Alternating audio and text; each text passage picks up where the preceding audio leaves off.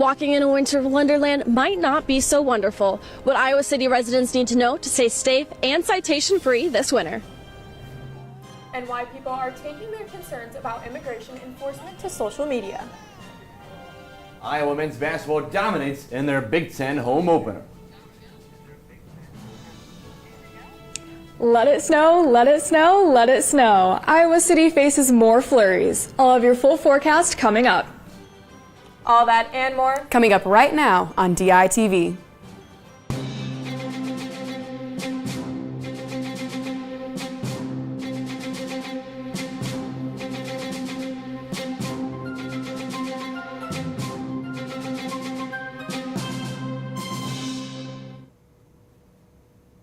Good morning from Iowa City. It is Monday, December 8th. I'm Morgan Burhans. And I'm Kate Vernon. And the third member of our team, Avery Evans, joins us live from the Siemens Center Skywalk with today's forecast. Avery, it was another snowy weekend. Exactly how many inches did Iowa City get?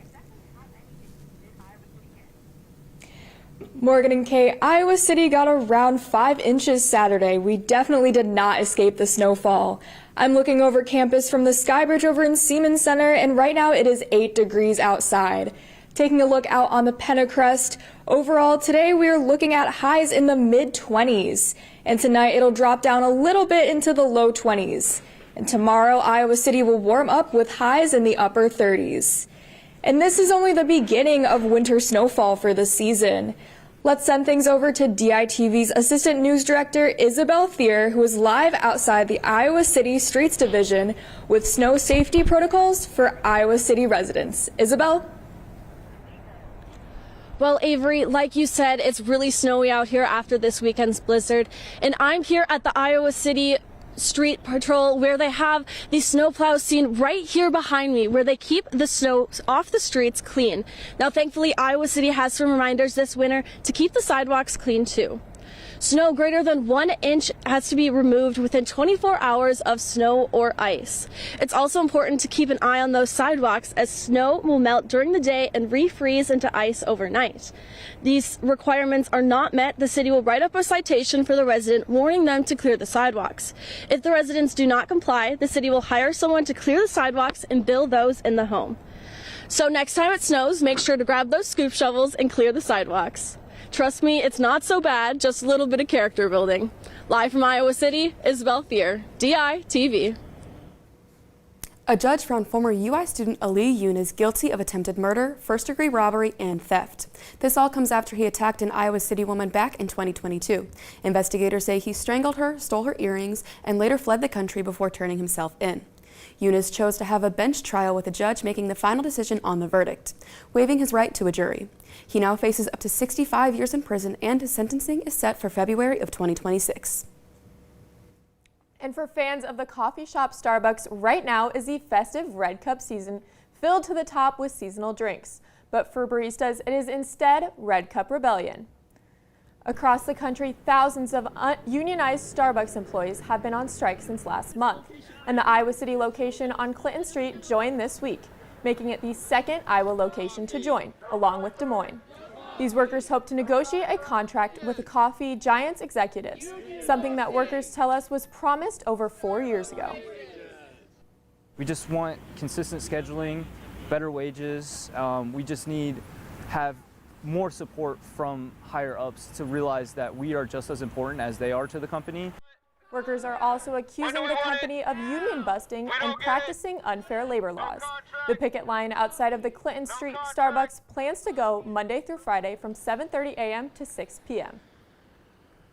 First-generation students of color are not backing down. They are voicing their opinions on social media. DITV's Linda Lago looks into why immigration and customs enforcement makes these students fear getting their college education. Starting college brings new opportunities, challenges, and responsibilities for many first-generation college students of color. However, another concern that some people have is the potential of immigration enforcement to take place in their neighborhood. And especially when something happens right in your community, that kind of creates a whole other layer of things that maybe aren't addressed as much. Alicia Reyes, a senior at Wichita State University, shared her worries as a first-generation student on TikTok in her most viral video using a Spanish song in the background to help tell her story. That song was mixed in with this other viral TikTok sound where it's a girl basically crying out to her dad because her dad is being detained by ICE. And right here in Iowa City, residents witnessed seeing Jorge Gonzalez being taken at the Bread Garden Market here back in September during the ICE raids. It's a reminder that these raids are still happening and anyone in our community, even college students, can still be affected. Especially seeing like what happened to Jorge. We do have a lot of immigrant workers in the community, especially near campus. You know, there's lots of restaurants, there's lots of businesses. A lot of workers are now scared to go to work or scared to be involved. And with the Reyes family, they came to the U.S. from Mexico when Alicia was only just 4 years old. Growing up surrounded by extended family, she says, made her feel complete, giving her a sense of belonging as she adjusted throughout her life. And just strive for a better future, not only for myself, but for my family, for my sister. College is more than a learning space for first-generation students of color. It's a balance between opportunity and constant worry. As immigration actions continue nationwide and locally, many students are seeking more security and support. From the University of Iowa, Linda Lacco, DITV. The Center for Intellectual Freedom opens next semester at Iowa. DITV's Julia Rhodes joins us live in the newsroom with what people are saying about the new center after its opening event. Julia? Yeah, Kate and Morgan, the Center for Intellectual Freedom is a controversial addition for some in the university community. In fact, it comes from a mandate from the state which will fund and oversee the center. During the two-day event at the Old Capitol, administrators and professors around the country spoke on panels, answered questions, and big lawmakers spoke, featuring Governor Reynolds, Assistant Secretary for the Department of Education David Barker, and conservative activist Christopher Rufo. Instead, we're laying the foundation for a new generation of Americans who are knowledgeable about the history of their country, appreciative of its values and traditions, and above all, committed to its legacy of freedom. The main goal for the center is to expand the intellectual diversity of the university. Many speakers feel Iowa is too left-leaning in its educational approach, and there needs to be more room for conservative voices and ideals. Possible is that conservative speech has been so forbidden from American campuses. It's such a threat to the dominance of these institutions that feel like they're entitled to having left-wing orthodoxy, and nothing else is accepted. We'll see how the center pans out when we return from winter break. For now, back to you ladies at the desk.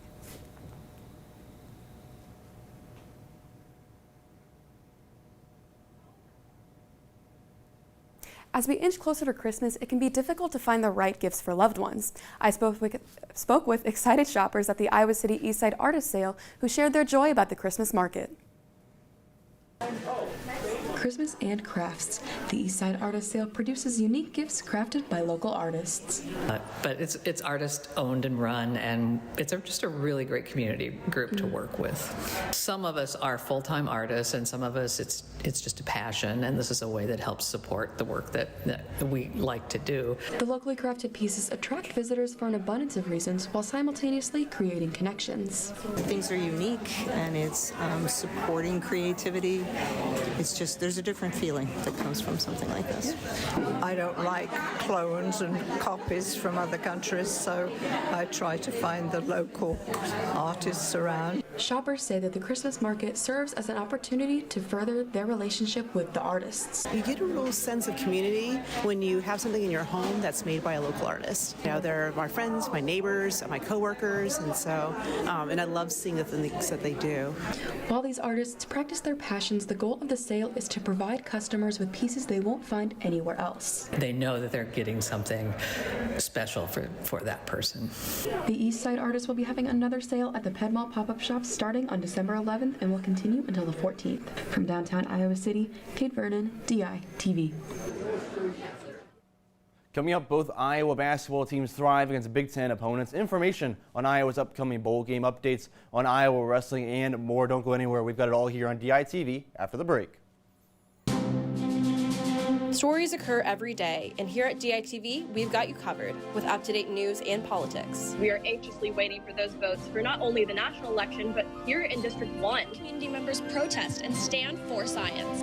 Keeping highlights and scores with Hawkeye Sports. Advancing to the quarterfinals, Iowa looks to boost their overall placement and their way into the semis. It's Iowa's second road win of the season, first since September 21st.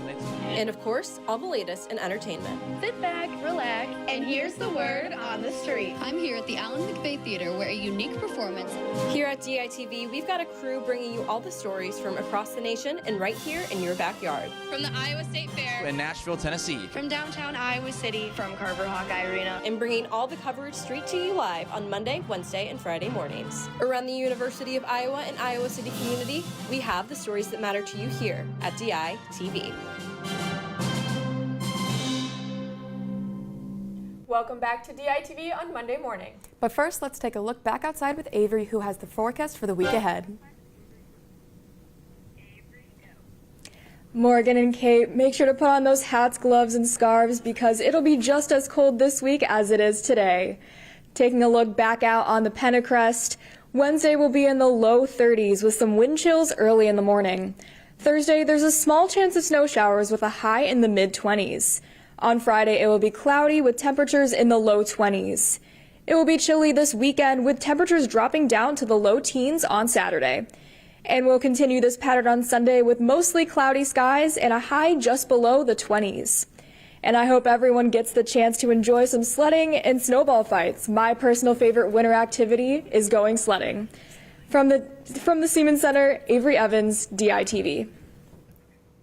Thanks, Avery. And I have to say, sledding is also one of my favorite winter activities. Oh my gosh, yes, it is so fun. But Colin, what's happening in Hawkeye sports? Well, you know one team that won't be sledding much over winter break, the Iowa football team. They're actually going down south. They're going to be bowling in Tampa Bay, Florida. The Hawkeyes will take on the 14th ranked Vanderbilt Commodores in the ReliaQuest Bowl this New Year's Eve in Raymond James Stadium, home of the Tampa Bay Buccaneers. Kirk Ferentz shared that he is currently aware of 0 opt-outs from his team and spoke on the bowl itself, saying, quote, "We are excited about the opportunity to play in the ReliaQuest Bowl. This allows our players one last chance to play together in a city and bowl that is a Hawkeye favorite for its hospitality and game day experience. We look forward to heading south and competing hard to finish the 2025 season," end quote. This is Iowa's 5th straight season taking on an SEC opponent in a bowl game, and the Hawkeyes are 1-3 during that stretch. The lone win was in 2022 against Kentucky in the Music City Bowl, while the 2 losses were against Tennessee in the 2023 Citrus Bowl and Missouri in last season's Music City Bowl. This year, Vanderbilt finished with a 10-2 record in the SEC, just missing out on a college football playoff bid, and are led by Heisman contending quarterback Diego Pavia. This will be the first meeting between Iowa and Vanderbilt as they both look to close out the 2025-2026 season with a win. Well, Ben McCollum and the Hawks were back in Carver Hawkeye Arena on Saturday for their Big Ten home opener. DITV's Morgan Burhans and Ryan Paris break it down. Last week, the Hawks faced a frustrating loss against Michigan State. Defined by a slow and stagnant offense, Iowa was in need of a bounce-back win. We actually played offense. It was really nice. The Hawks came out with intensity and set the tone early from the second the game tipped off. Well, I thought we came out with good energy, specifically offensively. After shooting just 30% from 3 against the Spartans, the Hawkeyes flipped the script and shot 61% in the first half. Today, our offense just wasn't stagnant. We were moving the ball, had a good flow. A 12-0 run led the Hawks to end the first half up by 14. But entering the second half, absolutely nothing changed.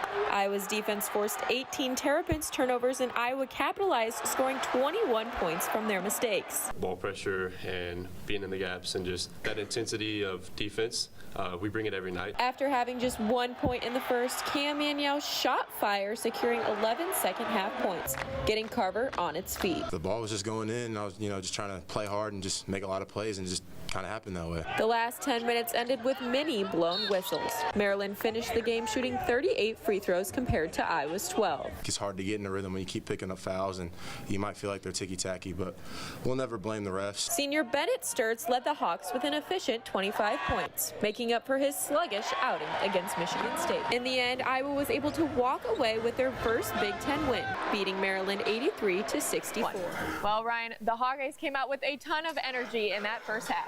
Absolutely. After Tuesday's loss against Michigan State, today today, McCollum and the Hawks were determined to get out to a hot start. 2 days ago, we had like an hour dedicated just to offense and slowing things down, just seeing all the different options that we have. The Hawks took command of the game with a 19-2 run in the early going in the first half, taking the game from 11-9 to 28-11 in just 4 minutes. And Iowa didn't miss a single shot during that stretch. Our team works pretty hard, and they know that they can compete, and they also know it's not going to be easy. And to be quite honest, sometimes that's a good thing. Sometimes, what's the old book? The obstacle is the way. Sometimes the obstacle is the way. Offensively and defensively, the Hawks found the gear they were missing earlier this week. 7 threes made versus Michigan State, 8 in the first half against Maryland. 7 steals versus the Spartans, 7 in the first half today. The Hawks fell back on their leading scorer, Bennett Sturridge, who scored 13 in the first half, including 2 3-pointers from downtown during their big run. And in addition to Sturridge, freshman Tate Sage notched 9 of his 12 points in the first half. Kind of felt nice, kind of get settled in a little bit. But, I mean, it's not going to happen every night. Tonight it came my way and made the most of the opportunity. 9 games into the season, it seems like McCollum and the Hawks are more the team they were today than the team they were in East Lansing. The interesting part about this level is you win and you're the best team in America, and then you lose and you're the worst team in America. McCollum and the Hawks suffered their first bout of adversity on Tuesday, but passed the follow-up with flying colors. From Carver Hawkeye Arena, Ryan Parrish, DITV Sports. Well, the Iowa basketball domination didn't stop there. It went out east as the women's team demolished Rutgers in their Big Ten opener. For head coach Jan Jensen's birthday yesterday, the 12th-ranked Hawkeyes gifted her a generous 79-36 victory. By the end of the first quarter, the Hawks were up 22-6, shutting down Rutgers from any thoughts of reaching double digits, and only allowed 8 more points in the first half, 42-14. Ava Hayden led the pack with 17 points, 5 assists, and 4 rebounds, while Taylor McCabe and Journey Houston racked up 14 points each. Hawkeyes are now 9-0 and will head to Ames to face rival Iowa State. The women's wrestling team returned the Carver with a tri-duel against 2 premier programs. DITV's Cole Krieger was Matt's side for the Epic Showdowns. Sunday afternoon, the Iowa women's wrestling team played host to the 5th-ranked Colorado Mesa Mavericks and the Oklahoma State Cowgirls Club wrestling team in a tri-duel at Carver Hawkeye Arena. I knew that they were going to be tough. Try to recruit some of the women on their team, so just knowing the level of student athletes on their program, definitely wanted the opportunity to create this environment for our team, our program. Colorado Mesa and Oklahoma State went pound for pound in their first duel, and after finding themselves in a 13-3 hole, the Cowgirl Club team fought back, upsetting the 5th-ranked team in the country 24-22. What followed was an incredible showing by the Hawks. Kennedy Blades wrestled in both the 160 and the 180-pound weight classes, leading the way to a 36-8 victory over the 5th-ranked Mavericks. When the coaches, need me to go up, I'm always here. I'm always ready to go because, I train with the best girls in the room, and no matter what the feel is, if it's lighter or heavier girls, I'm not going to change my style at all. Iowa followed up with a throttling of Oklahoma State, winning their second duel of the day, 39-4. With the OSU and Iowa rivalry so dynamic across the sport in men's wrestling, the women hope to continue to grow their own rivalry with the Cowgirls.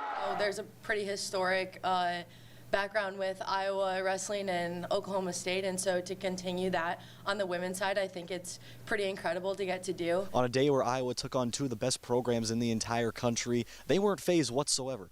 Iowa won 18 out of 20 matchups, ending the weekend off with a dominating performance. From Carver Hawkeye Arena, Cole Krieger, DITV Sports. After a devastating loss to Iowa State, the Iowa men's wrestling team picked things up in the Jim Cook Wisconsin Open on Saturday. Kian Hernandez claimed the 125-pound title with a 4-0 record, while Cale Peterson won the 141-pound title with 2 tech falls. Gabe Arnold was crowned the 184-pound champ with 2 tech falls, and Harvey Ludington finished things off in the 197 weight class with a tech fall, a pin, and a major decision. Well, guys, while I'm happiest in sports, that's not the happiest place on earth. No, it is not. But today, a Disney superfan is ready for a big milestone at the happiest place on earth at Disneyland in California. Ka-chow! John Hale will be riding the Radiator Springs Racers Disney Pixar Cars ride, and he says the attraction is his happy place and he keeps track of every ride. His passion started in 2012. In 2017, he hit the 10,000th ride mark, which took him more than 5 years. So that I say, ka-chow! Well, thank you so much for joining us online or listening at KRUI 89.7 FM. We are here live from Iowa City every Monday, Wednesday, and Friday at 8:30 a.m. and online anytime at dailyiowan.com. For Avery Evans and Isabel Thier, I'm Morgan Burhans. And for all of us, thanks for watching. We'll see you again here on Wednesday morning on DITV.